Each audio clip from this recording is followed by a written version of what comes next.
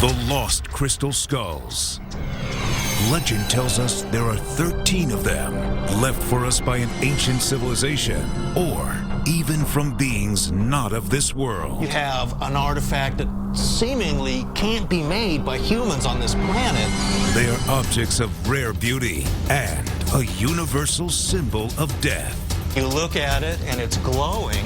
Of the handful of skulls that have been found, most are human-sized, carved of quartz crystal, and believed by some to have strange powers that baffle scientists. The moment you carve a crystal into a skull, something happens. The crystal skulls are made from the same type of material that we now use in our microchips.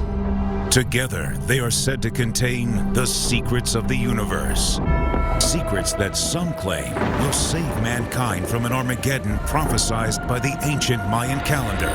It tells us the world will end in 2012. Many people believe that 2012 signifies cataclysm.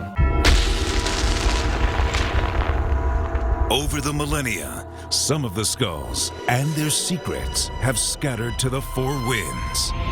And legends tell us they must be reunited to prevent the coming doomsday. With time running out, can we track them down?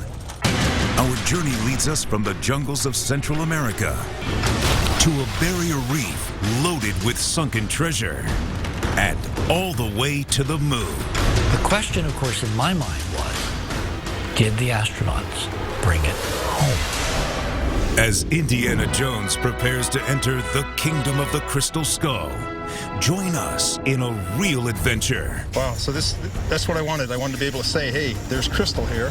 With the clock ticking, can we track down the remaining skulls before it's too late? I feel that there's something underneath the ground here. Join us as we attempt to solve the mystery of the Crystal Skulls. Hello, I'm Lester Holt. This is where the mystery of the Crystal Skull begins, amid ancient ruins in the tiny country of Belize. Like a real-life Indiana Jones, British adventurer F.A. Mitchell Hedges and his daughter Anna claim to have discovered a human-sized skull made of quartz during an expedition in the 1920s. It was the first of 13 ancient skulls said to exist. Tonight, we are going to retrace their steps in an effort to find the ones still missing and perhaps finally explain the mystery of the crystal skulls. Here in the jungles of Belize, it's 90 degrees, 90% humidity, and 100% grueling for an American adventure seeker named Bill Holman. We have to watch out for alligators.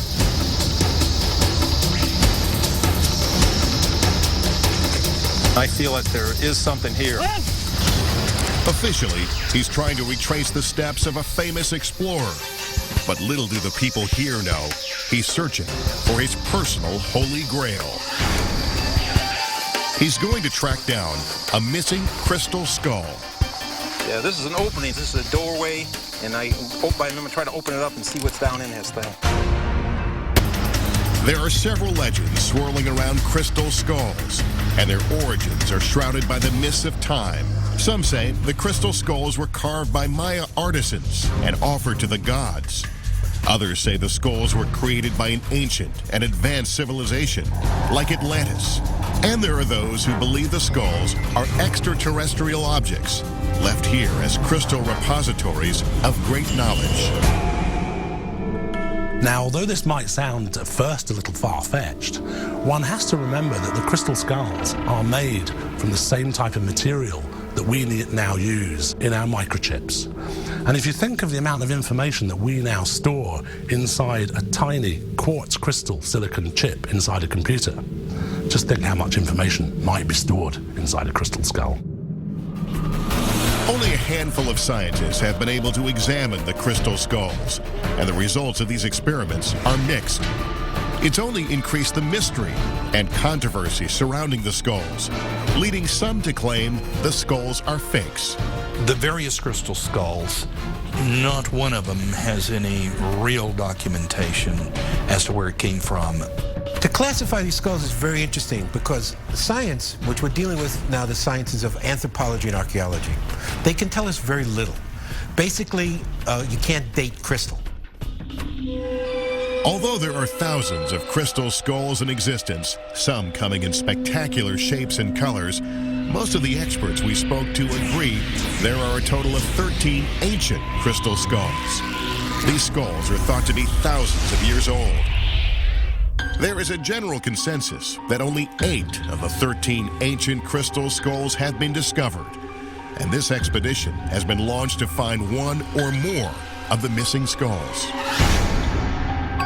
I feel that there's still a number of crystal skulls still left. I'm just kind of drawn to this place. If you haven't heard much about crystal skulls, you're not alone. They've occupied an obscure place in popular culture. They first appeared in newspaper articles in the late 19th century. Archaeologists began to study them soon after. By the mid-20th century, crystal skulls were on display in the British Museum, the Museum of Man in Paris, and the Smithsonian. A small number of books have been written about the skulls. And television programs like Stargate Atlantis have explored the legend behind these mysterious objects. This is incredible. All of that obscurity is about to change now that Harrison Ford fights the powers of evil to get his hands on a crystal skull in the new movie Indiana Jones and the Kingdom of the Crystal Skull. If there was ever a real-life Indiana Jones, then F.A. Mitchell Hedges would be him. He was tall, swashbuckling, a true adventurer. Here he is in the 1920s, hat on head and pipe in mouth, standing on the docks, watching as his boat is lowered into the bay. Soon he would be sailing off to British Honduras, now known as Belize, for an expedition. He really went out there into remote areas. He searched for lost cities. He lived with Indians in the jungle. He believed he was discovering evidence of Atlantis. And it makes a lot of sense that someone like him would ultimately come into possession of the famous crystal skull. His adopted daughter, Anna, says she found the skull while her father was excavating the Maya ruin known as Lubantun. Just before my 17th birthday, I went for a climb. And the sun was very, very strong. And I saw something shining back in my face. And I got very, very excited. So I went and told my father. And the following morning, before I got up, he had everybody getting to move the stones from the top of the building. And then when the hole was big enough, I was let down with 2 ropes and a light on my head and on my shoulder. And that's where I had found the crystal skull. But instead of giving the crystal skull back to the Maya, Mitchell Hedges is said to have spirited the skull out of the country. The year was 1924. 84 years later, this man, Bill Holman, is the keeper of the world's most famous crystal skull, an object so valuable he keeps it locked away in a safe in his hometown in Indiana. But as Bill travels from the United States to Belize, he is convinced that authorities there will seize the original skull if he dared to carry it across the border.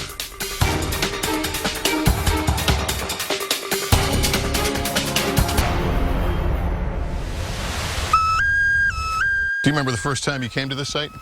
I remember, I came here with Anna Mitchell Hedges. Here at Lubantun, Bill Holman unveils an exact replica of the Mitchell Hedges skull. Yeah, can I take a look at it? I'd love to see it. Like you say, the original is in 2 pieces. It has the bottom half jaw, and it's hinged to the top half. This right here is exactly a replica, so you can see... It's the same size? Same size, same shape. Exactly, but if you check out the workmanship, it even has the little ridges that a human skull has. And what do you say to those who just don't believe the story of how it was found? Well, you know what? I'm very happy with everybody's story. It doesn't bother me at all. I want, everybody to, it's good to have their opinion, Very few scientists have had a good look at the Mitchell Hedges skull. In the mid to late 1960s, Anna Mitchell Hedges loaned the skull to an art restorer, the late Frank Dorland. And just before she arrived to get it back, Dorland sneaked the skull into the crystal laboratories at the Hewlett-Packard Corporation. Dorland was able to immerse the crystal skull at the Hewlett-Packard labs in a special alcohol solution that was the same gravity as the quartz crystal itself. With that, they were shining lasers and special lights into the crystal skull to catch the faceting and the axis of the skull.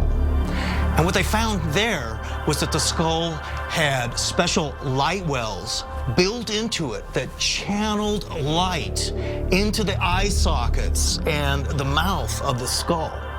Dorland concluded that if the Maya had created the crystal skull, it would have taken them 300 years of constant polishing and rubbing. But they could find no evidence of any kind of tool marks, either hand tool marks or machine tool marks. And that's what led, apparently, one member of the team to say, this skull shouldn't even exist. Interest in the electronic properties of crystal is not confined to a band of skull enthusiasts. NASA scientists have been experimenting with crystals for decades, trying to discover new ways to build high-speed semiconductors. NASA wanted uncontaminated crystals, and the best place to grow them is in zero gravity. But there may be a darker side to these tests.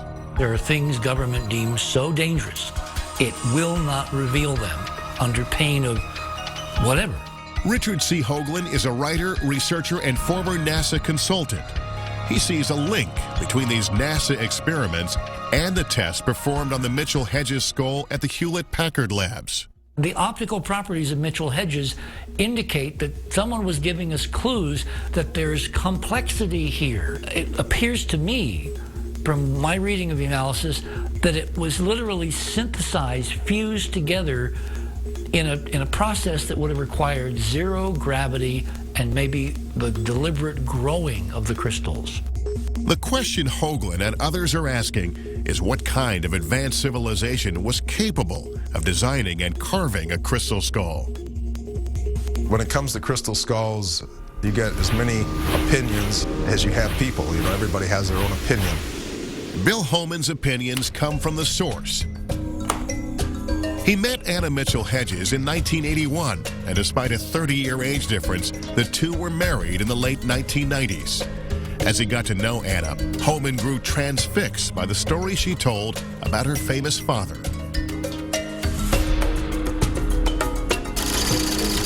And we arrived in Belize, and we went into the jungle, which was very difficult.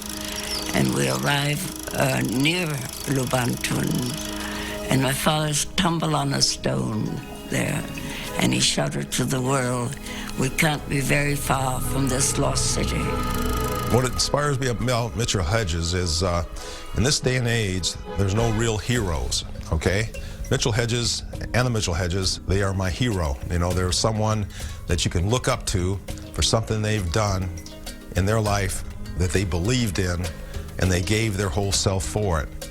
Over the years, Anna shared many of her most guarded secrets with Bill, stories hinting at the unfinished business her father left behind. Anna handed Bill original documents, never-before-seen photographs, and hand-drawn maps, all pointing to the location of buried treasure still languishing in the ruins of faraway places. And then, before she died in 2007, Anna handed Bill her most prized possession, the crystal skull. You know, at first, I wasn't really sure what to do, but it seems like it's something that comes through you and takes over you. The Mitchell-Hedges crystal skull is the most powerful skull that we have available at this moment in time. Dr. Jaap van Etten is an author and crystallographer. He spent a considerable amount of time working with the Mitchell-Hedges skull and many others. And it is, for most people, very clear that at the moment you carve a crystal into a skull, something happens. And that something is defined as the energy of the crystal is moving in frequency. Van Etten believes he knows the ultimate source for the crystal skulls. According to his incredible theory, aliens placed the skulls directly on the intersections of what are called vortex lines, areas of the Earth where powerful gravitational energy exists. These so-called hotspots include the sites of the Great Pyramid in Egypt and Stonehenge in England. Van Etten believes the crystal skulls were deposited around the globe, from Denmark and France to Turkey, on to China, Japan, over to Hawaii and the western United States. And then the crystal skulls were scattered, lost for thousands of years, until a few were discovered in the last century by Mitchell Hedges and others. The legend also says that by the time that we are ready to really access that information, we will be at a certain point of our evolution, and many people believe that this is the time frame that we are in now. The crystal skull legends point to an upcoming date, one set by the intricate and amazingly accurate Mayan calendar. It's a time when the world may come to an end. The date is December 21st, 2012. Many people believe that 2012 signifies cataclysm. John Major Jenkins is an expert of the Mayan calendar and the 2012 phenomenon. He is convinced the crystal skulls will be activated on that day, and they may prevent an apocalypse.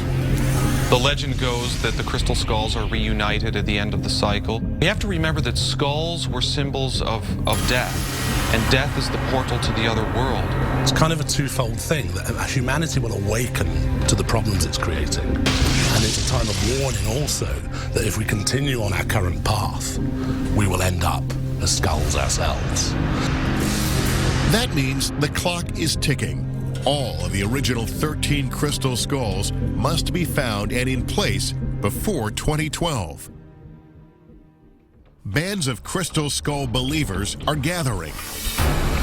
Skull experts are researching, measuring, and in the most unexpected places, people are focusing intense energies on the crystal skulls. Staring into a crystal skull is fine for some people, but Bill Homan is a man of action. Along with his son Brett, Homan runs one of the top karate schools in the country. He's an 8th degree grandmaster. Karate, to me, it's a way of, setting your goals. You want something, and you see what it is, and you take the steps it takes to get there. And the steps Bill Homan is going to take to find a crystal skull will be difficult ones. There are 13 crystal skulls in the legend. By most accounts, 8 of them have been found. 5 are still missing. No one on Earth has more of an inside track on where to find the others. He's got the records. He's got accurate photographs. He's even got a map. And with Sci-Fi Channel's help, he's got a plan worthy of his late father-in-law, F.A. Mitchell Hedges. We're going to Belize. We're going to be looking for crystal skulls. According to the Mayan legend, there's still a number of crystal skulls down there. Still ahead, a grueling hike leads to the unexpected. Have we stumbled on the remains of Atlantis? This changes our notions of history and civilization. Also ahead, why some think the government isn't telling us about the connections between the skulls and extraterrestrials. Is it possible that the folks at Area 51 figured out how to talk to this thing? But first, a dangerous voyage, upriver and into forbidding territory, tracking down the remaining skulls before a Mayan calendar doomsday. When that time arrived, the skulls would be vital to the survival of the human race. When Mystery of the Crystal Skulls continues.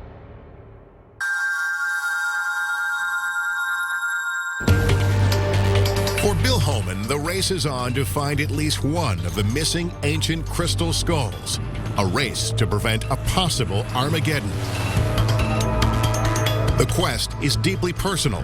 He's determined to fulfill the dying wishes of Anna Mitchell Hedges, who is said to have found the skull here in southern Belize in 1924. She always believed there were other skulls here. Good morning. Welcome to Punta Gorda. Belize is a tiny country located between Mexico and Honduras, with a population of just 300,000 people. But at the height of the Maya Empire, millions of people lived and worshipped here. The Maya were, without any doubt, one of the preeminent civilizations of the New World. And I say this because the Maya were the most literate society in the New World. They recorded information, they wrote, they had books. And they built spectacular sites like this ceremonial pyramid at Altunha. It's beautifully restored, and you can see the skull images carved into the ancient rock. But most of the country is dense, tropical forests, an archaeological mystery waiting to be solved. Day 1. Bill's first mission is to explore the Maya legend that the Mitchell-Hedges skull was made here in southern Belize. He's determined to find a local source of quartz crystal. He heads to the tiny town of San Pedro, Colombia, just down the road from the Maya ruin Lubantun, where the Mitchell-Hedges crystal skull was found. Hello? Hey, I'm looking for Leonardo Acal. Have you seen him? You know where Anna he lives? Mitchell-Hedges says she worked with her father in this village. She told Bill that San Pedro should be his first stop if he ever decided to search for a crystal skull. And there was an old friend of hers that Bill should track down.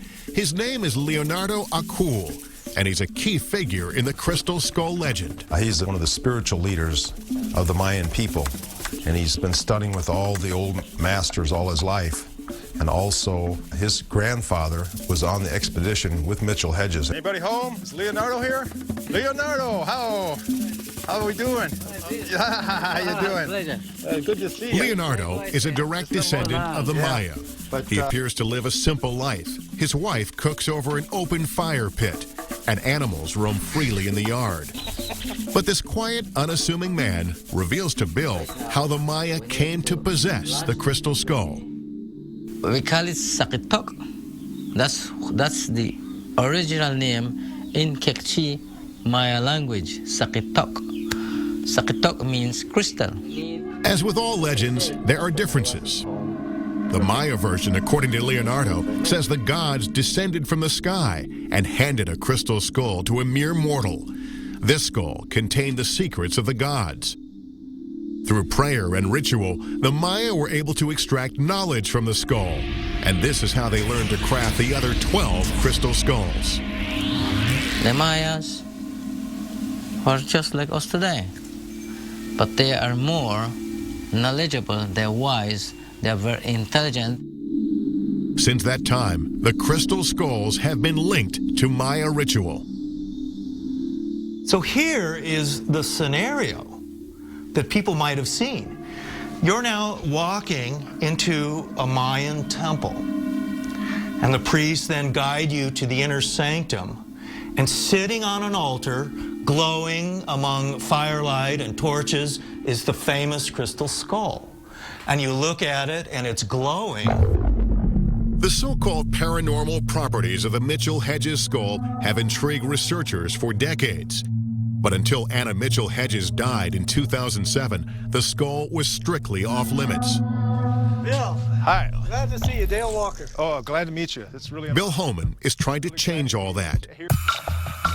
Weeks before he left for Belize, Bill arranged for some tests to be conducted with Dale Walker, one of the leading figures in the international crystal skull movement.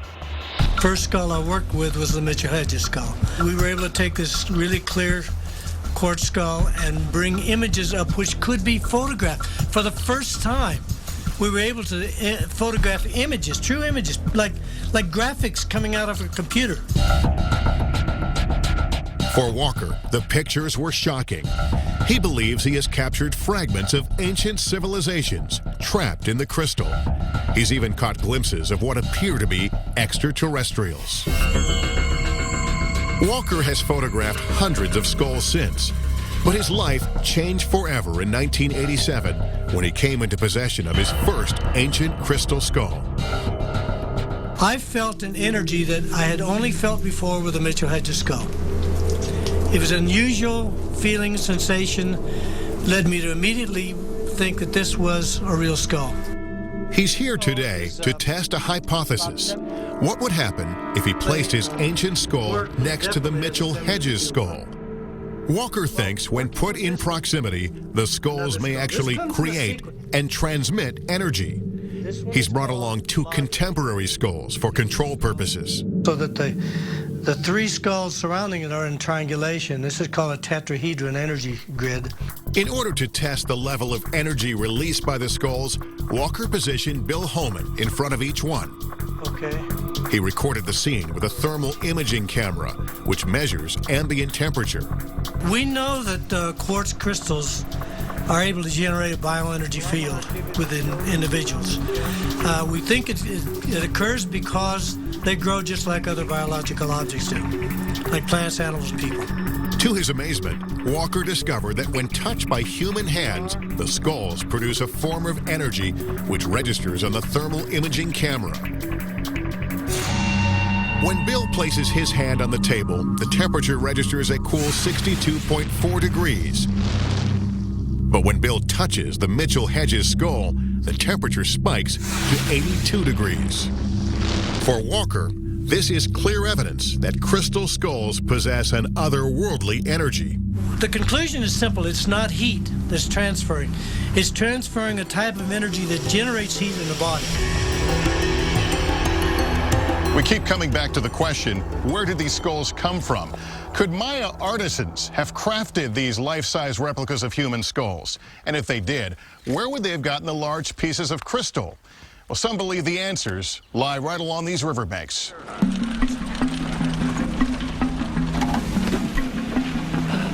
Early the next morning, the local Maya spiritual leader, Leonardo Acul, leads Bill Holman to the banks of the Columbia River. Let's go, buddy. Leonardo knows of a spot 5 miles upstream where large chunks of quartz crystal are rumored to have been found. The only way to get there is in one of these dugout canoes. There's alligators in here from what I understand, so we have to watch out for alligators. When Mitchell-Hedges went upriver back in the 1920s, it was a far more menacing journey. There were swarms of mosquitoes, rough waters, and pounding rain. Things got so tough, in fact, the hardened explorer was forced to turn back. By the time we reached safe ground, it was almost dark. We were covered in thick clay. Mosquitoes droned around us in millions, with that most hateful of all tropical sounds. So began a dreadful night. Sleep was impossible. As Bill and Leonardo battled their way upriver, they faced the same thick swarm of mosquitoes. And several times, Bill gets out of the boat and drags it over the rocky bottom. After many hours, they finally arrive. Chris? Hi, I'm Christopher. You must be Bill. I'm Bill. Glad to meet you. I've heard a lot about you. They're met by an American couple, Christopher Nesbitt and his wife, Dawn Dean. They run an agricultural research farm here. Leonardo brought Bill to this site because many people, including Dawn, say chunks of crystal can be found right here in the riverbed just below the farm. I found this crystal in the river. Right over here, I found a lot of them about the size of a grapefruit, but then some of them even as large as, say, a cantaloupe. So you mean about the size of a crystal skull? It's hot and humid, and the bright sun makes it difficult to find the right type of rocks. All right, mostly right ahead in here is where I have found crystals before. The Maya were very secretive about the source of their crystals. Could it be hiding here in plain sight? Like this rock here, that could have it. That could hit. Wow, that's a nice shape, isn't it? Yeah. Oh, look at that. The only way to find out if crystal is inside is to break open the rocks. They pound rock after rock, splitting them open, only to be disappointed. And just when they're ready to give up. Wow, look right there. Look at that one, right down in there. Look at that. Wow. Has lots of little round ones. Yeah, but see how, look at how, colors. Yeah. It's beautiful. I think that crystals were seen by the Maya and many Native American groups as a special kind of substance. In some traditions, it's thought of as solidified light. That's good. The crystal Bill found in the river isn't quite big enough to carve out a life-size skull. But to him, it's clear evidence that the Mitchell Hedges skull could have been made nearby. We're 1 mile from Lubantun with crystal. You know, if there was crystal here, I'm sure that the ancient Mayans would have been able to find it. Oh, yeah. And would have been able to use it.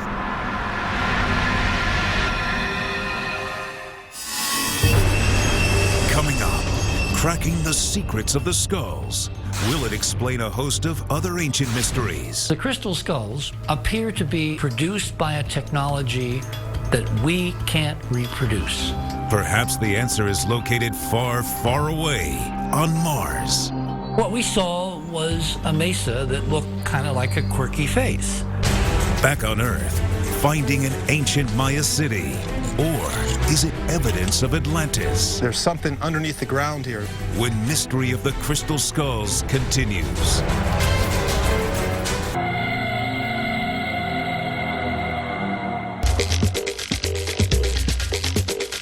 Having found a source of local quartz crystal, Bill Holman now has a lead on where one of the original crystal skulls may be hidden. He's learned from his trusted Maya source, Leonardo O'Cool, that there's an abandoned ruin on this property.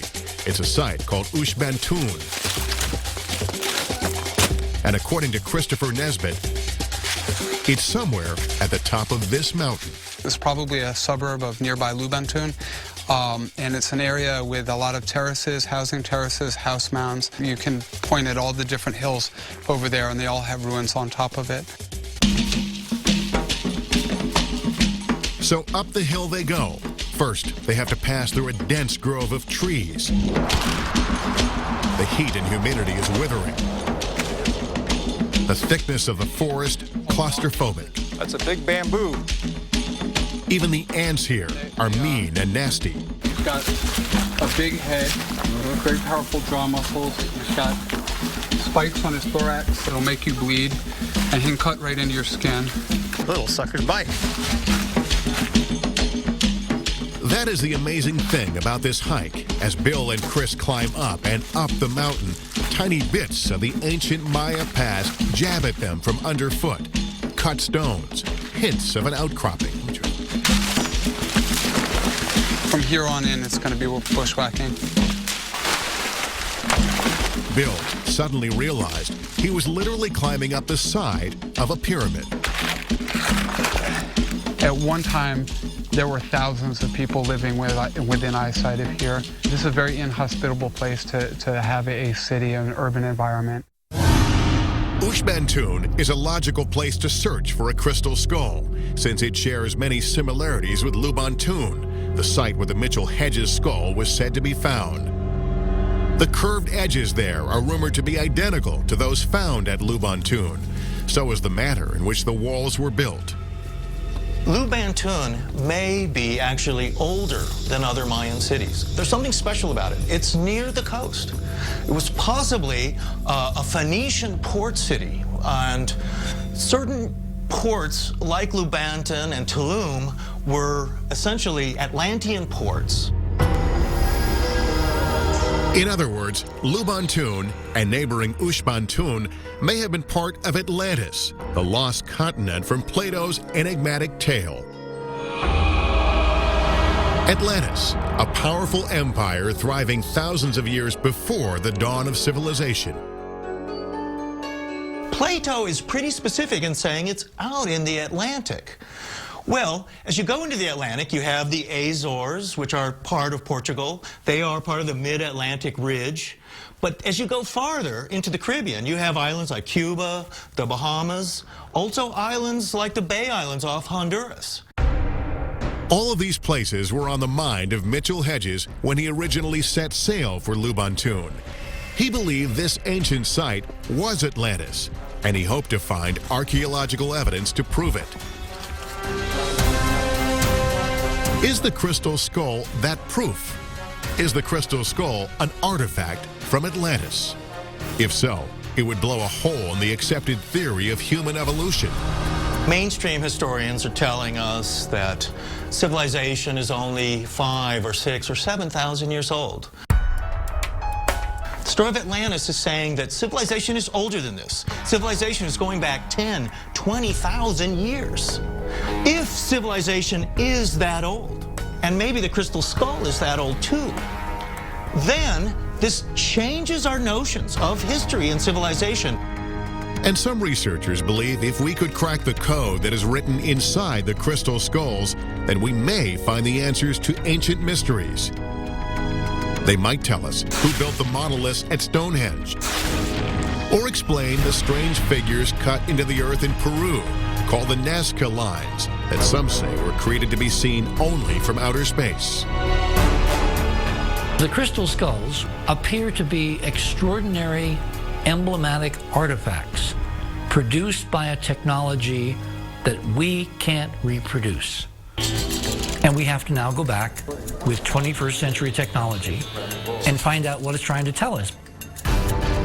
Connecting the dots between ancient astronauts and mysterious objects like the crystal skulls is an all-consuming passion for Richard Hoagland. He's a former NASA consultant, and for the past 25 years, he's been investigating and heatedly challenging the U.S. government. His new book is titled Dark Mission: The Secret History of NASA. Ignition, liftoff. Hoagland began building his case after the 1976 Viking 1 mission, which went in search of life on Mars. And they were passing over a northern region, a northern desert of Mars called Cydonia. And they photographed this very strange-looking thing.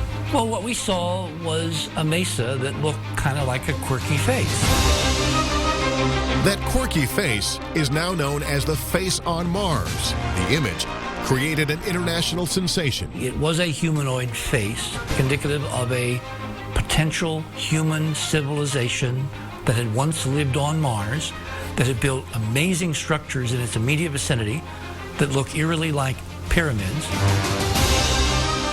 It's a mind-blowing theory. An ancient civilization thriving on Mars millions of years ago. Hoagland continued to study the face. As he did, he began to piece together a truly revolutionary theory. This face on Mars, 35 million miles away, may have been replicated by an ancient civilization on Earth. It has a left and a right half. The left half is feline. It looks like a lion. The right half is hominid. And we find on Earth, particularly in the Mayan cultures, we find all kinds of artwork where you have a fusion of two creatures. In the Maya world, mythology and astronomy go together, and various mythological deities represent astronomical features. So for the Maya, the Milky Way was thought of as the Great Mother in the sky, and the center of the Milky Way galaxy would have been her womb, the place of rebirth. Hoagland believes this ancient civilization was not confined to Mars. It probably was a solar system-wide civilization, in which case they may have also left stuff on the moon. And that stuff on the moon, claims Hoagland, was made of crystal. There's this incredible crystalline geometry arching above the moon's surface, and there's this incredible set of brilliant beads along the surface that can only be refracting because they're chunks of glass. Using a computer, Hoagland claims he is able to enhance official NASA photos. What he sees are remnants of incredible structures on the moon's surface, enormous towers of crystal, spectacular crystal domes. The moon, a massive crystal outpost of an ancient civilization based on Mars. Then, Hoagland says, galactic disaster. Mars got smashed. Mars is a place which underwent an incredible, horrible catastrophe. The impact reverberated throughout the solar system, sending debris hurtling into the moon.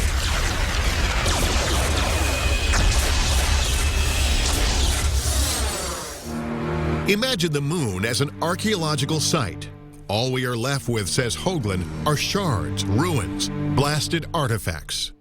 What was left was an incredible submerged remnant of an incredibly advanced civilization. At the side of a crater investigated by the Apollo astronauts, Hoagland saw another mysterious object. It was a head. It looked like a robot. It looked like an artificial life form. To Hoagland, the robotic head seemed eerily familiar. He'd seen him before. Could this amazing artifact be a kind of robotic brother to the crystal skulls? Imagine if you have an artificial life form which had a power source, which was killed, but whose head, brain, memory circuits, computer, whatever you want to call it, is in perfect preservation in a vacuum. The question, of course, in my mind was, did the astronauts bring it home? But if the astronauts actually encountered fantastic remnants of an advanced civilization, or perhaps even a robotic head laying in an ancient blasted crater, why hasn't NASA told the world? Hoagland believes NASA has sworn the astronauts to secrecy. And perhaps for good reason, national security. A few years after the National Aeronautics and Space Administration was formed, it commissioned a study from the Brookings Institution. They came up with a document that in April of 1961 was submitted to Congress that unadvised public disclosure of this evidence could lead to the literal destruction of civilization. NASA has refuted Hoagland's claims and refuses to comment on his allegations. Still, Hoagland wonders if NASA has been working to unlock the secrets stored inside objects like the robotic head and the crystal skulls, searching for prophecies written by a lost civilization. If you were one of these ancient, incredibly sophisticated cultures, and you knew that terrible things were going to happen to the planet, and you wanted to leave libraries for your future descendants so they could reconstruct what it was that had happened and how to avoid it, maybe that's the mode that you would choose.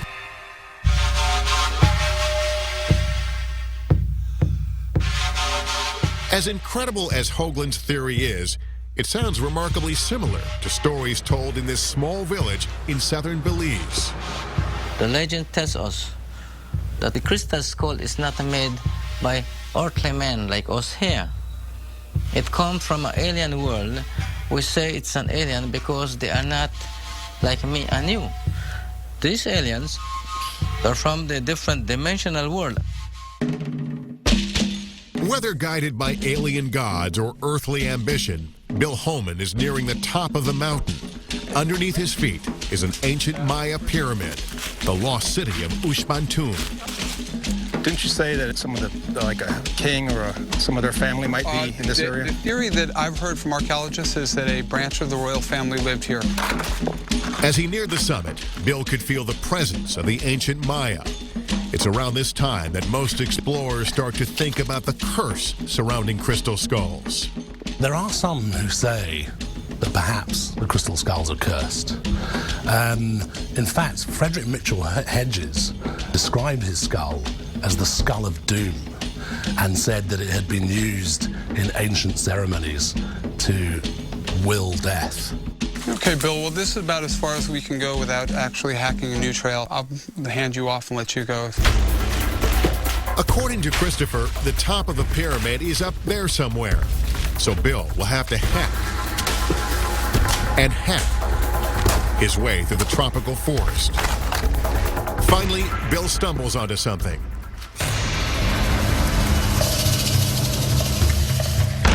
It's a tiny exposed wall.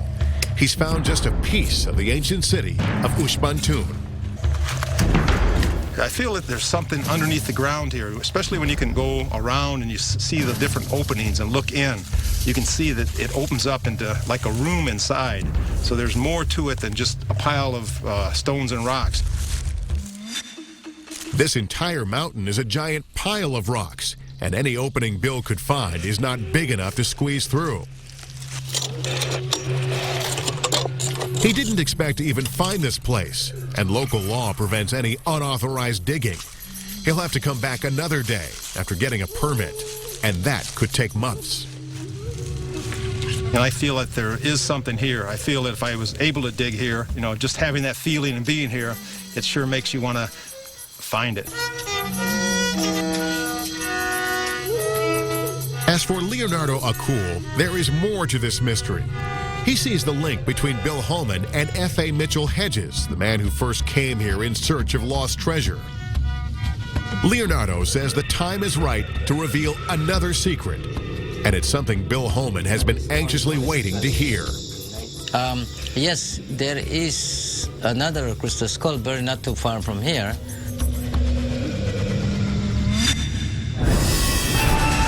In the next hour, we widen our search as the hunt for skulls brings us onto the high seas and a spot littered with buried treasure. We're going to go down and scour the area and see what we can come up with. But with underwater currents threatening, it's a little dangerous too. Things are about to get rough. And an ancient prophecy drives the mission. The Mayan calendar foretells cataclysm in the year 2012. They believe that the skulls are emerging now to change the course of humanity before it's too late. When Mystery of the Crystal Skulls continues.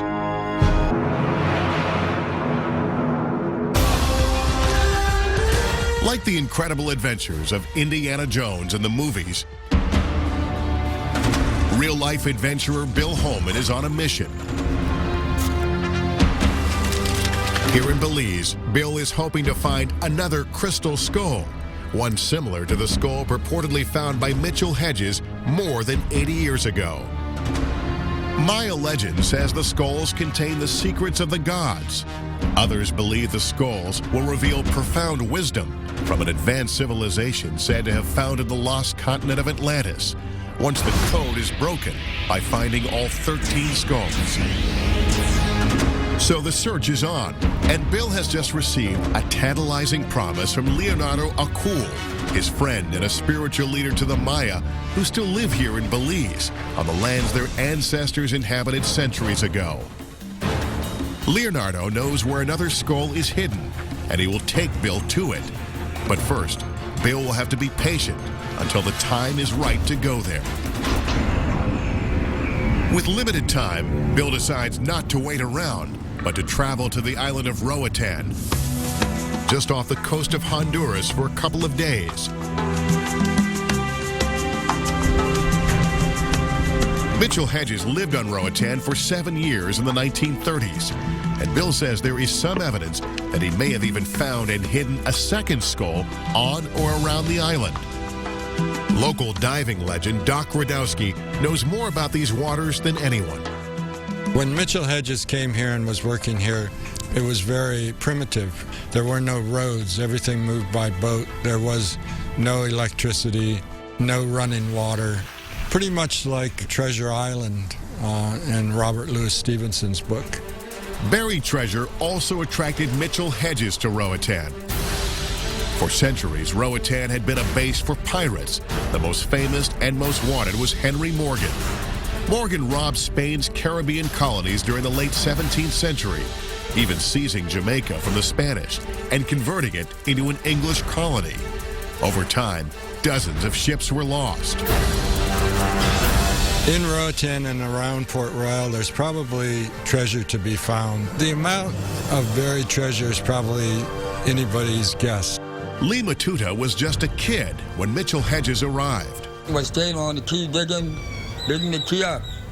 Looking treasures and found tree and chase of money. The old-timers here believe that Mitchell Hedges struck it rich, hauling up 3 treasure chests full of gold doubloons. But he is also said to have found something even more valuable, hidden within a local cave, a fantastic object made of crystal, possibly another crystal skull. As the story goes, when the authorities tried to stop him from taking these treasures out of the country, Mitchell Hedges is said to have thrown one of the chests and the crystal skull into these waters. And now Bill Holman is here to look for them. Yeah, we're on the site of a sunken 17th century ship loaded with Spanish gold. right in this area. Much of the gold was taken off and placed in chests buried by the pirates. F.A. Mitchell Hedges was here, and he located some of the chests. And we have metal detectors. We're going to go down and scour the area and see what we can come up with. This will be a new adventure for me. The anchor is set as we suit up and dive in. Who knows? If we don't find a skull, maybe Bill and I will find some doubloons. As we scour the grassy ocean floor, we enter a world many have never seen before. We glide over and around the ancient wreck, but no sign of treasure, and the current is becoming stronger. But then, something happens. Bill points the metal detector over some large chunks of the old shipwreck. The needle spikes, but just for a second. It doesn't look as if anything but bits of a picturesque wreck is buried here. And this current is tricky. It's so strong, it's dragging us away. Unable to stay positioned, Bill and I meet at the top. I sifted through the sand there where I thought I saw something, but it's really hard to know. It's a little dangerous, too. There's a lot of jagged edges. I'm guessing there's a lot of undiscovered stuff in this area, given the amount of history and warfare that took place here. After struggling against strong currents and limited visibility, we've come up empty. It was a long shot anyway. But Bill has a surprise, a hand-drawn map showing another possible location. Anna Mitchell Hedges was here in 2002, and when she was here, she gave me some ideas where her and her father might have lost or left some treasure. And I want to go back to that spot. I want to see if we can find it. Is it far from here? I mean, did she give you a pretty good ID where it is? Yeah, it's right across the bay, so it's not too far from here at all. That's it. Bill is still on the hunt, still consumed with adventure. But he isn't the only person obsessed with skulls and their power. A world away, Joanne Parks, owner of Max, the second most renowned skull on Earth, will soon be presenting him to a devoted audience. I'm bringing Max to New York City for a magical, mystical event at the Meta Center. Joanne, from Houston, Texas, has been traveling with this skull for the last 21 years. She believes the skull has tremendous healing powers. Max the skull came into my life through a major shift. We met a healer through our family medical doctor in 1973 when our 12-year-old daughter had been diagnosed and was dying of bone cancer. According to Joanne, her oldest daughter was given only 3 months to live. She says a lama named Norbu Chin used his skull to try to help heal her daughter. They would chant and talk Tibetan to the skull and claim they communicated with it. Between the monk's work, the creator's work, the skull's work, they did give her extension on her life for 3 years. She lived for 3 more years very well. Just before Norbu died, he gave Joanne his crystal skull. Since then, she has conducted numerous ceremonies with it. I want to welcome all of you to being here this evening and Joanne brings Max to people who want to draw support the skull's supposed spiritual and healing powers. Max did for me what no human could do. He helped tap into me and bring me out of a deep, dark pit, a 5-long-year deep, dark pit over the death of my daughter, and helped me to express myself through him. He's here to help people along on their own spiritual path in their own ways. Back in Honduras, Bill continues his own quest. He is anxious to see where the hand-drawn map given to him by Anna will take him. We're just off the shores of Roatan, and as best we can tell, where X marks the spot on the Mitchell Hedges map. The water here is about 30 feet deep and crystal clear. Perfect conditions to hunt the treasure Mitchell Hedges dropped overboard more than 70 years ago. Though the waters are clear from above as Bill dropped into them, visibility quickly becomes a problem.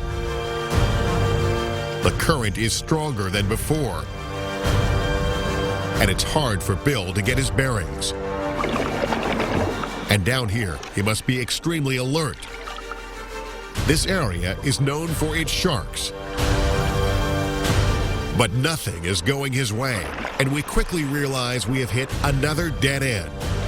Maybe it's just not our day. But Lee Latuta believes there's another reason Bill came up empty. The treasure is cursed. It enchanted, sister. You can't get it. If you want that money, you got to break that enchantment. You either got to kill a rooster. That's what they say, kill a rooster, a white rooster. But you got to cut him, his neck off over the hole and let the blood drop down into the hole. And then you will get it. Enchanted or not, Bill has one more lead to follow before returning to Belize.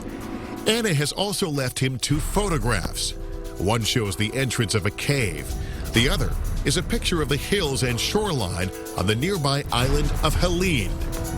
Perhaps the treasure and skull are buried there.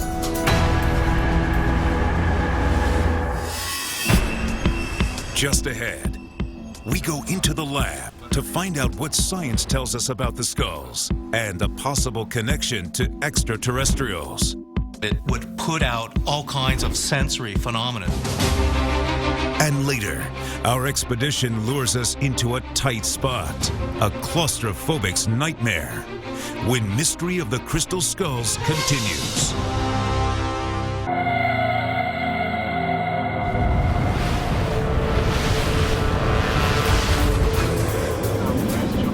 Bill Holman and I have been following Mitchell Hedges' footsteps. In Honduras, we dove for pirate treasure, and Bill tried to track down another lost crystal skull underwater. And he will soon be returning to Honduras to follow clues in a mysterious photograph left to him by Anna Mitchell Hedges, a photograph depicting the site of a cave where a crystal skull may be buried. Now, back in Belize, Bill continues his quest. We have returned to Lubantun, the place where the Mitchell Hedges skull is said to have been found. And I have a few hard questions for Bill, hoping to get to the bottom of where the skull ultimately came from. You've come here with Anna before. She remembered pretty much everything.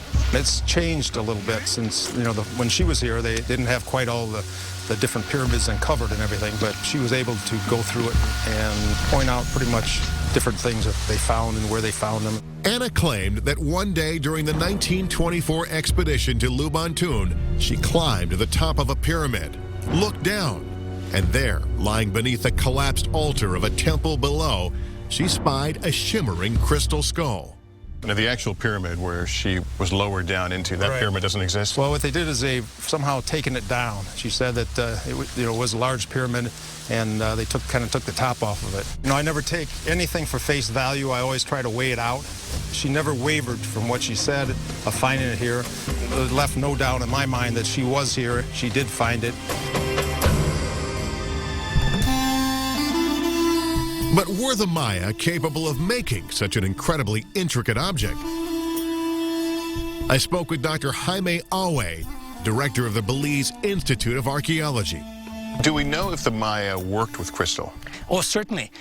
We have found crystal objects in some cave sites that I've worked in. So, yes, to the Maya, crystal was a very important, very interesting, very significant type of rock. Did they have the technology to create something like the crystal skull? I am totally convinced that the Maya were capable of producing these types of objects.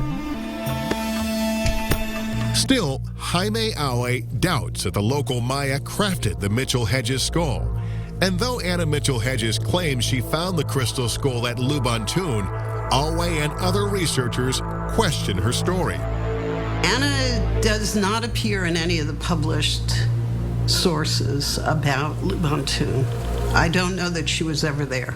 Can you go out just a little bit? Sure. In fact, Jane Walsh, an anthropologist at the Smithsonian Institution in Washington, D.C., thinks she knows where it came from. Mitchell Hedges purchased the skull at Sotheby's in London in 1943. I have copies of the catalog when the sale took place. I know how much he paid for it. But Bill Holman has a different interpretation of that story. He says Mitchell Hedges had left the skull with a friend, and the friend's son had put it up for auction. When Mitchell Hedges heard about it, he rushed to Sotheby's. And Mitchell Hedges got there, but he could not get it out of auction because it already had been put in and it was already listed. so he had to bid on his own skull to get it back. In the past, Walsh has examined some of the most famous crystal skulls, 2 at the British Museum and 1 in the Smithsonian's own collection. Welcome back. Using an electron microscope, she first took images of an ancient stone carving. She says that the ridges look rough and irregular because the artist used primitive tools. Essentially, pre-Columbian carving, Maya, most or if not all Mesoamerican people use stone and abrasives to carve. Now, look at this image taken of one of the skulls. Notice the perfect parallel ridges. Walsh believes these marks appear to have been made from a diamond rotary saw. That would indicate that the skulls could not have been made before the late 1800s. To learn more about the possible age of the Mitchell-Hedges skull, Bill Holman brought it to Jane Walsh for testing at the Smithsonian. I took some silicone molds of some of the carved elements of the skull, which I later looked at under a scanning electron microscope. They indicated to me that it was carved using quite modern equipment and high-speed polishing tools, and certainly not consistent with the story that it's pre-Columbian.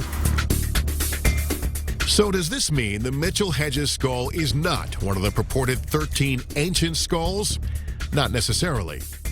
Some crystal skull experts see those same tool marks as evidence that a civilization vastly superior to our own must have made them.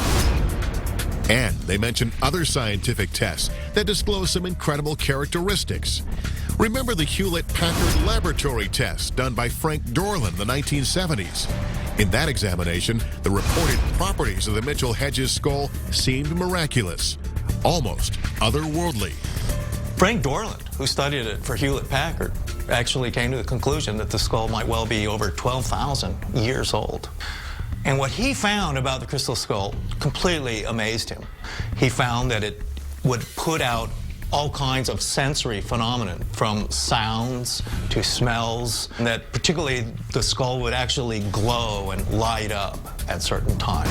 And they also discovered that the skull was made from a particular type of quartz known as piezoelectric silicon dioxide, which we now use in all our electronic devices for information storage and communications. So maybe there's something in the original legend that said the skulls are containers of great knowledge or means of communication between the worlds. So think of it as a kind of a solid state CD, a three-dimensional CD, and the optical properties of Mitchell-Hedges indicate that someone was giving us clues that there's complexity here. You should preserve this, you should iconize it, you should worship it, you should keep it safe until you have evolved the technology to read what it says. One of the most interesting things that some people say they've seen inside a crystal skull is the image of a UFO.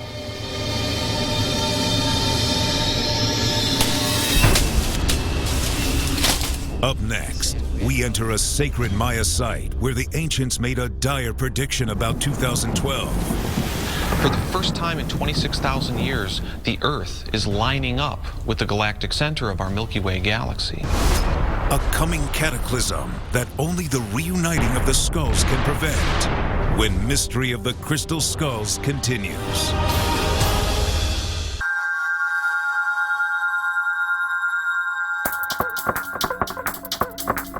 Several of the most famous crystal skulls have been examined, yet more questions have been raised than answered.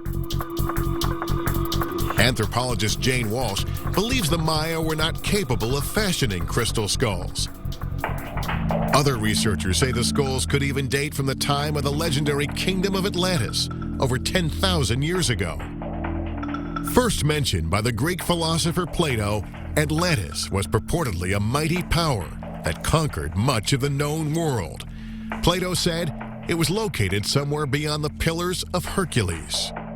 Supposedly, the Atlanteans had a very high technology. They built giant ships. They built giant cities and ports and things like that. They would have been able to work with crystals and create crystal skulls. But ultimately, the story of Atlantis ended in tragedy. At the height of its powers, Atlantis is said to have sunk beneath the sea in a day of terrible cataclysm. Where did they go? Well, the whole idea is that there are earth changes. Occasionally, the earth goes berserk, and there's huge earthquakes, huge tidal waves, tsunamis, volcanoes go off. In 1923, just before Mitchell Hedges journeyed to Belize, famed psychic Edgar Cayce proposed that the Atlanteans used a mysterious form of crystal energy as a power source. Stories of this fabled civilization originally drove Mitchell Hedges to Belize. He was a believer in Atlantis, and he felt also that there were vestiges of Atlantis in Belize, in Honduras, and in certain islands of the Caribbean. And being the kind of character he was determined to prove this. They'd heard rumors of a lost city said to be still buried deep in the rainforest, and he was determined to find it. He hoped that he might find evidence of the lost civilization of Atlantis. What Mitchell Hedges stumbled upon was Lubantun. Lubantun is unusual because it's not built with cement like other Mayan cities. It is built out of perfectly cut rocks, much of them megalithic in size. And Lubantun is therefore unlike other Mayan cities. Which led Frederick Mitchell Hedges to wonder whether if perhaps the people who built the city of Lubantun were perhaps survivors from the Atlantean civilization. If so, they may have had a type of cultural memory of that civilization's destruction. For the Maya also believe in recurring cycles of creation and destruction, and they created a calendar to reflect them. The Mayans were such a mysterious culture, and they were obsessed with astronomy and the calendar and time. It was a cyclical calendar. It went through great cycles. It was way more scientifically accurate than our own, based on the actual movements of the planets and the stars, and they used it primarily to make predictions. The Maya believe the first cycle began in 3114 BC. And one of the most frightening predictions the Maya made was that the current world will actually come to an end in the not too distant future. The 13th cycle, the last one, is coming soon. I'm standing at the site of an ancient observatory. The buildings here provided a fixed location to observe the sun, moon, and stars. The stelae, or vertical stones that surround this plaza, cast a shadow to a central point, marking the exact date of the year. On December 21st, 2012, this stela will cast a shadow marking the end of the Mayan long count calendar and perhaps, according to believers, the end of the world, or maybe the beginning of a new one. December 21st, 2012 is the end of this great cycle of time in the long count calendar. It's basically targeting a very rare astronomical alignment. For the first time in 26,000 years, the Earth is lining up with the galactic center, the center of our Milky Way galaxy. Some believe the alignment could actually cause the magnetic field or polarity of the Earth to reverse, causing major upheavals, massive earthquakes, huge volcanic eruptions, and violent climate shifts across the globe. And they have happened in the past. Scientists say the last reversal occurred about 790,000 years ago. Whatever may occur in 2012 could be directly related to the crystal skulls. The Maya were obsessed with a particular god known as Itzan Na, and he was the god of the Earth's axis. He was represented with the image of a skull, perhaps a crystal skull. So this has led many people to speculate that perhaps the end of the calendar will be associated with some kind of shift in the Earth's axis, and that this might be what the Maya were talking about as the end of the current world. But according to an ancient legend, this doomsday scenario can be prevented if all or most of the original 13 crystal skulls are reassembled and their awesome powers released. The galactic alignment is going to set these crystal skulls resonating. They don't all have to be uncovered in order for this to happen. So we might actually find that Some of them will start announcing their presence. Could there be any truth to this tale of doom or deliverance? Can inanimate crystal hold any powers? A couple of weeks before Bill left for Belize, he decided to put those powers to a test. He journeyed to Sedona, Arizona, a place famous for its red rocks and as being a source of unknown and mysterious energy. Bill is here with the actual Mitchell Hedges skull, not the copy, to see if it has any special properties. Being in Sedona, you're in one of the most beautiful places in the world, and the energy here is very, very special. And they have these different vortexes all through the area. Author Jaap van Etten is an expert on crystal skulls. He is also an authority on earth energy lines and vortexes. Jaap has invited Bill to Angel Valley Ranch, a potent vortex site. So we're going to go set the crystal skull in the center of it, and we're going to do a ceremony that activates the portal at that point. It's supposed to send the energy through the world. We believe that the crystal skulls work through the different earth energies, through the different grid systems of the earth. So by going to places of power and activating the skull, we activate those grid systems. We are with 12 people, and the Mitchell Hedges crystal skull is considered to be the 13th. So we represent, you can say, within this ceremony, the 12 other skulls. We will literally represent the energies and draw them in to the best of our abilities.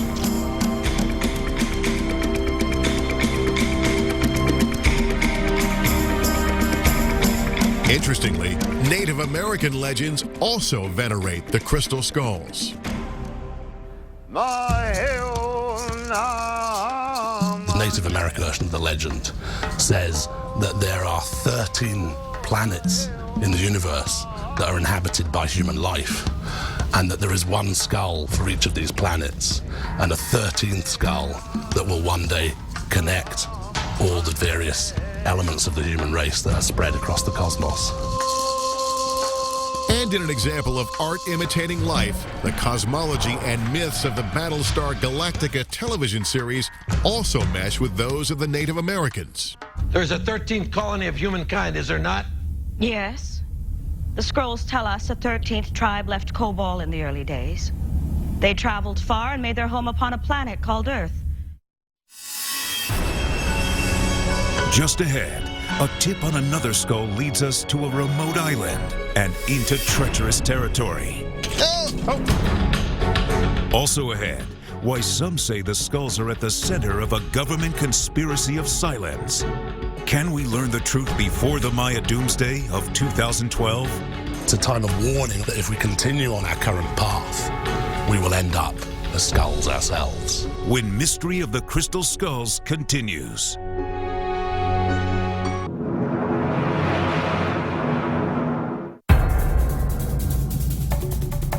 Bill Holman has immersed himself in the mysteries of the Mayan calendar and its dire end-time predictions. He has taken the Mitchell Hedges skull to Sedona, Arizona, to tap into sacred power points. And now, for the last time, Bill returns to the Bay Islands of Honduras. He has a photograph left to him by Anna Mitchell Hedges. It could lead him to the location of a lost crystal skull. Just to the east of here is the island of Helene, which is almost as wild today as when Morgan the pirate sailed these waters. It's a place also known for its many caves, and in one of those caverns, Mitchell Hedges is said to have hidden another crystal skull. That idea keeps driving Bill forward. And it was made of pure crystal. It was enchanted by the natives. They said it was enchanted, so they left it down there and they reburied it in a different location. So it's still down there. Anna gave Bill two photographs taken by her father in the 1930s. One is of the coastline. The other depicts an entrance to the cave he desperately wants to find. There's a lot of people you can meet down there, and they have the stories. And we're going to meet the right people, and they're going to be able to bring us to some of these treasures and these things that are still down there. One of those people is local caving expert Ron Ryan. Bill has given Ron the photo of the coastline, hoping Ron may be able to identify the area and lead Bill to the caves nearby. We navigate between the mangrove swamps and the shore, and finding the spot is harder than it looks. It's been more than 70 years since the picture was taken, and almost everything has changed. We're looking for caves. Most of the caves seem to be right in the middle of this ridge. Okay. Right in the middle of the hills right there. So if there is a cave, it'd be right there. Ron finally thinks he's found it. Looks like a rock right there. Amazingly, he's at the exact spot depicted in the photo taken by Mitchell Hedges in the 1930s.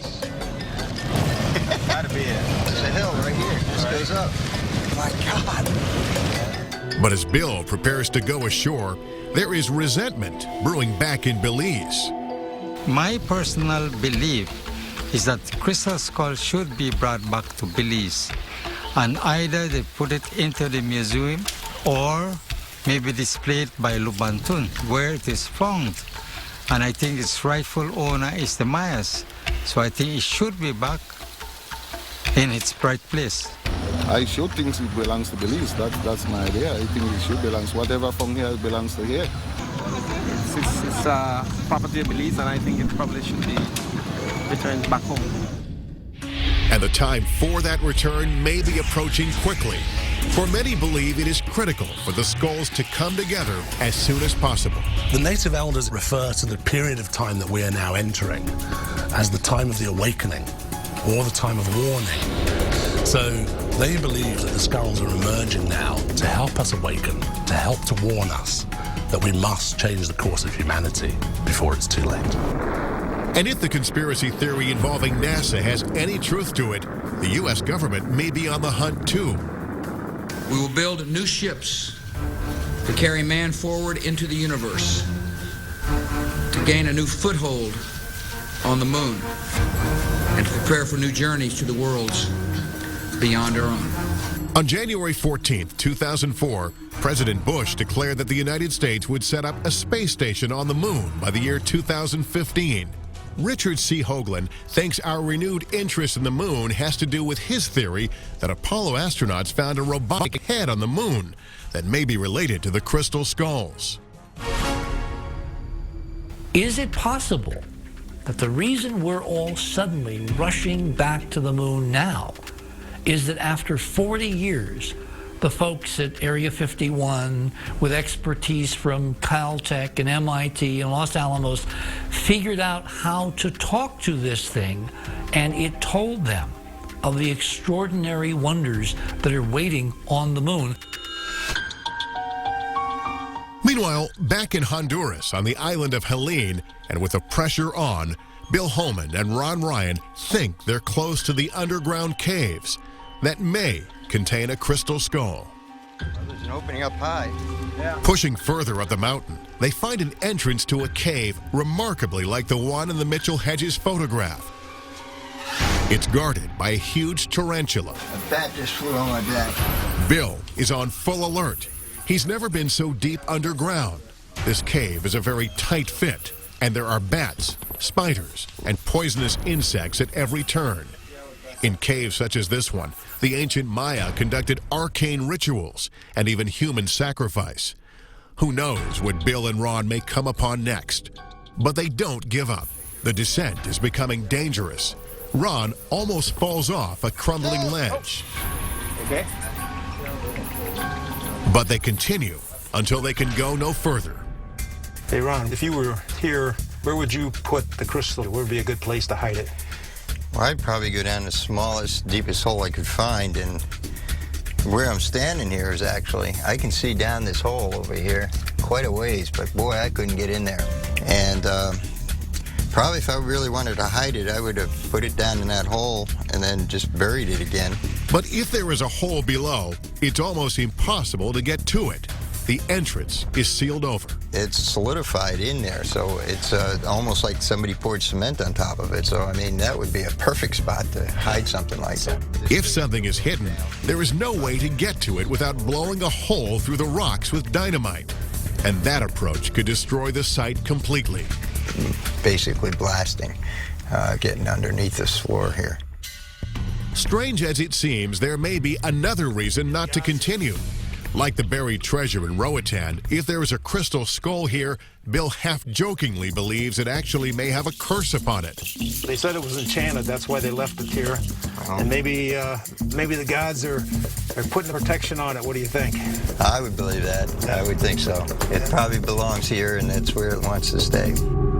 Bill once again returns to Belize and to his friend Leonardo Acul.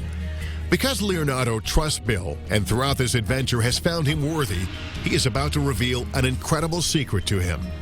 There is a sacred ancient place, a holy site known only to the Maya of this region, a place that holds an ancient crystal skull. This will truly be Bill's last chance.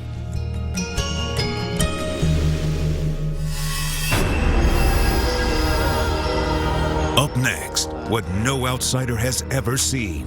A ruin overgrown, all but lost to the forces of time. Can ancient rituals help us find another skull? And prevent a prophesized Armageddon when Mystery of the Crystal Skulls continues.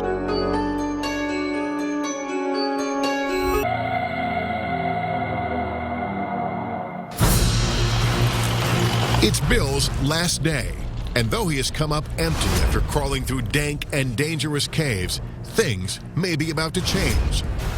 Remember before his trip to the Bay Islands, his Mayan friend Leonardo Acul had told him an amazing secret. Leonardo told me that there was a crystal skull buried in a chamber. So I'm not saying that, we can walk right up there and get it because, it's going to be very, very hard going and very impenetrable.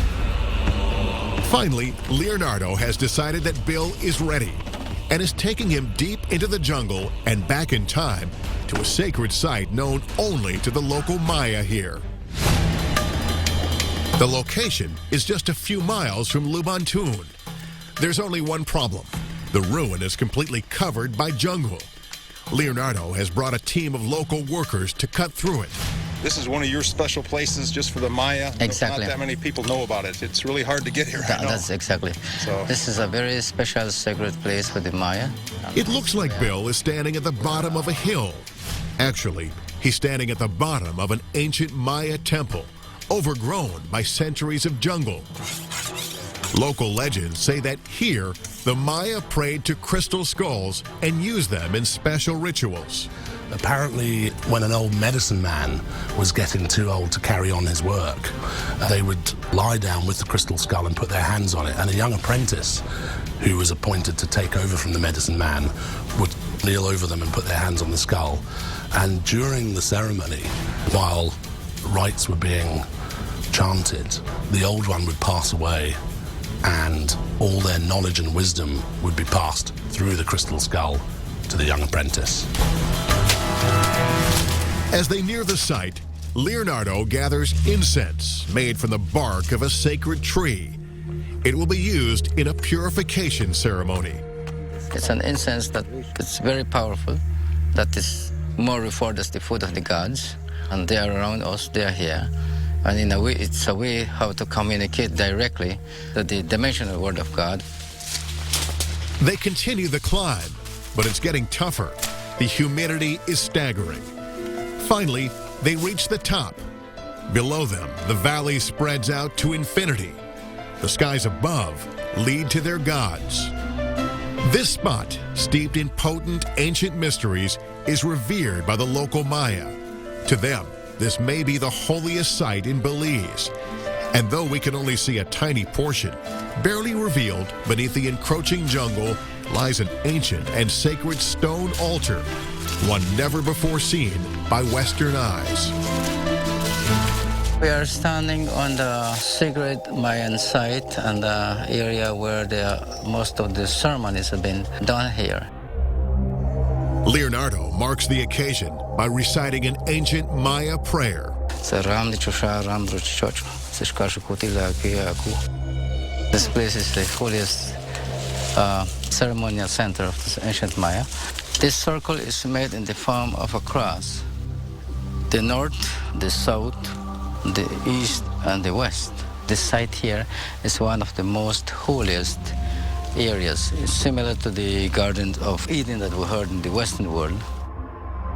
Leonardo believes that beneath them, somewhere within this pyramid, there is another crystal skull resting in a secret chamber. The energy is here. The energy, yes, yeah. I'm sure. You can feel it, a very holy place. Bill feels that he has come close to finding a lost skull hidden somewhere below him. In the movies, Indiana Jones might actually dynamite the site to gain entrance to the temple below. But here, Bill is stymied by the impenetrable jungle, stone walls, and strict laws protecting archaeological sites. Meantime, Bill carefully removes the replica as Leonardo lights a fire and incense is burned to the Maya gods.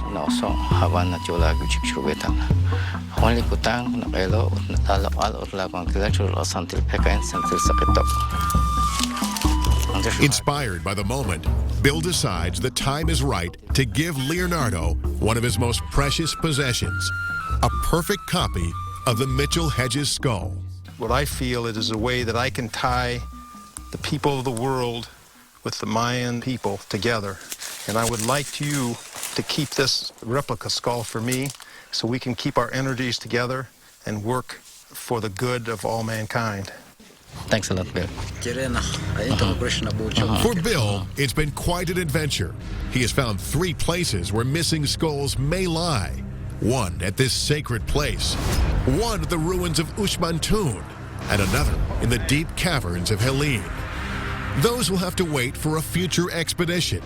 But in the meantime, he has no regrets. The excitement of it, the not knowing the adventure, it was just all there. Mitchell Hedges said, life without adventure is not worth living. And getting that feeling and being a part of that, it was just unbelievable.